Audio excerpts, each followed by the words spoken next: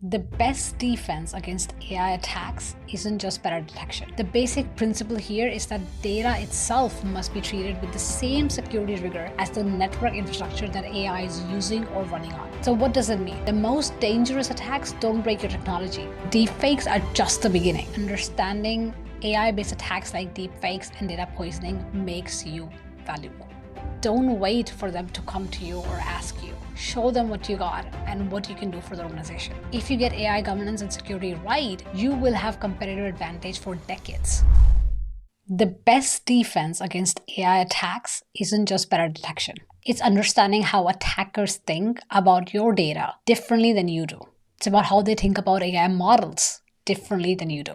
The problem is that everyone's rushing to buy AI security tools or AI-powered whatever, but they're not solving the right problem. After years leading cybersecurity, privacy, and AI governance globally and in large organizations, I have seen AI-based attacks like data poisoning and deepfake attacks succeed not because a cybersecurity tool was missing, but because cybercriminals exploited how you think, not just how your systems work.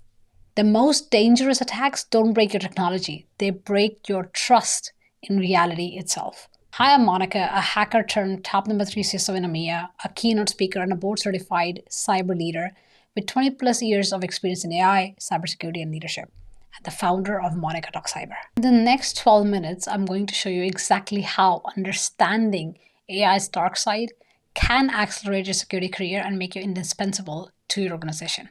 Traditional ways to identify and verify are dead, not dying, dead. And here's why.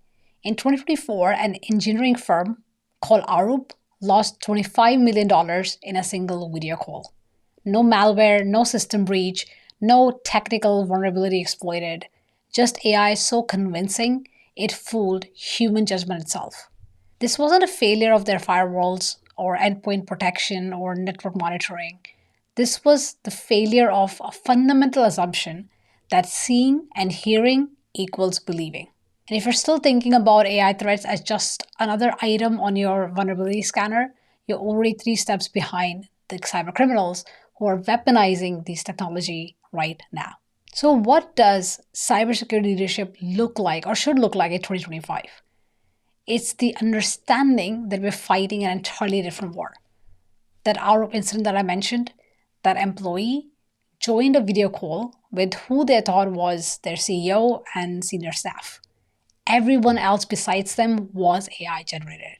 Every visual cue, every voice inflection, every mannerism perfectly replicated by AI. Finance sector alone saw a 700% surge in deepfake incidents in 2023, and yes, most security companies and programs don't even have policies addressing this threat. Think about your current role. Are you positioned as the person your organization turns to for AI security guidance, for AI governance, for implementation? Because if not, someone else will be. And that someone else will be the one getting the promotion. But deepfakes are just the beginning. Today, I'll be talking about the dark side of AI, especially in the realm of deepfakes and data poisoning, and how to protect your organization against them, and how to scale up to become the person that your organization looks up to or comes to for answers. But before I dive in further, make sure you're subscribed because I'm going to provide insights like these and breaking down emerging AI threats like these every week. Because I've watched countless cybersecurity professionals get left behind because they treat AI as someone else's problem, even now. Don't make that mistake, because your career growth depends on staying ahead of these trends. Not the hype, the real trends, the actual trends that's disrupting every business and organization right now. So deepfakes are everywhere. They're making it harder and harder to discern fake from reality. That's just the tip of the iceberg. Here's where I think it gets even scarier. So imagine if attackers could corrupt not just your systems, but the very intelligence your AI systems use to make decisions. That's data poisoning, and that's happening right now. So unlike traditional cyber attacks that target systems after deployment, data poisoning strikes at the source. So it corrupts training data that teaches AI model everything they know. It's like poisoning a well that an entire city drinks from, and nobody knows that the water is contaminated until people start getting sick. In 2024, University of Texas, or the researchers from the University of Texas discovered something terrifying. They found that they could inject malicious data into enterprise AI systems like Microsoft 365 Copilot by adding just one document with specific trigger phrases that could make the AI ignore all legitimate information and respond only with malicious content. Even after they deleted the poison document, the system kept giving corrupted responses because of caching. Now, if you think that this sounds theoretical, let me stop you right here. Security researchers found over 100 malicious AI models on Hugging Face, one of the most popular AI repositories, and these malicious AI models are designed to give attackers complete control over victim machines just by being loaded. And your organization is probably using these repositories right now. Or maybe you are. In the description below, you'll find my AI risk template that you can use to assess and manage AI risks within your organization, business, or a business function. Check the link for template in the description below. Now, here's why understanding AI-based attacks like deepfakes and data poisoning makes you valuable. Most of the security teams still have no idea how to defend against these AI-based attacks, especially data poisoning. They're still thinking in terms of network security and endpoint protection. But if you understand data integrity in AI models, AI supply chain security, and model integrity, you are the one organization will come to for answers, or maybe even pay premium salaries to retain. The basic principle here is that data itself must be treated with the same security rigor as the network infrastructure that AI is using or running on. So what does it mean? Know exactly where every piece of training data comes from, just like you track devices in your network. If you can't trace it, don't trust it. Before any new model goes into production, run it through isolated testing environments within known datasets.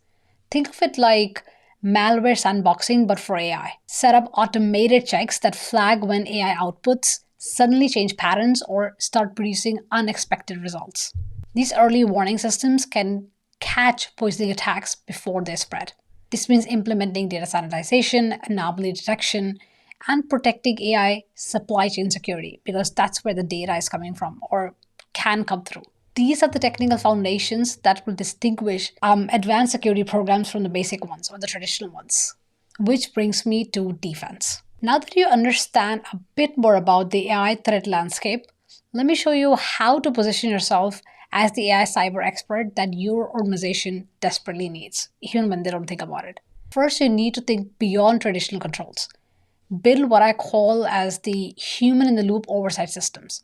So for example, when someone requests urgent financial transfers or sensitive data via email or video call, require confirmation through a completely different method like a phone call to a known number or an in-person verification, or ask for a catchphrase or a code or an answer that only that person would know. This means creating verification protocols that don't rely on a single communication channel. So like out of bound.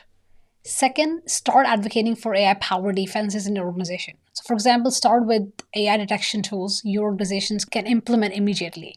This isn't about replacing human security professionals. It's about augmenting your capabilities. So for example, Google uses machine learning to detect millions of phishing attempts daily.